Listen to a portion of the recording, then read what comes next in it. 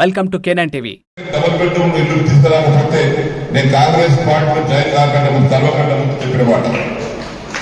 నేను ఒకవేళ తీయకపోతే మనందరం పోయి కరెంట్ ఆఫీసర్ ధర్నా చేద్దామని కూడా చెప్పాను కాదు.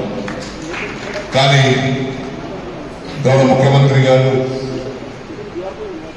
దయతో అంగీకరించి మనం ధర్నా చేయాల్సిన అవసరం లేకుండా నేను కాంగ్రెస్ పార్టీ అయిన తర్వాత డబుల్ బెడ్రూమ్కు పేమెంట్కి మోక్షం కలిగింది.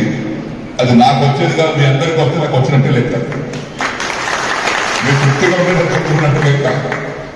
ఎందుకంటే అది కష్టపడి కట్టుకున్నారు నేను బాగా బ్రహ్మాండంగా.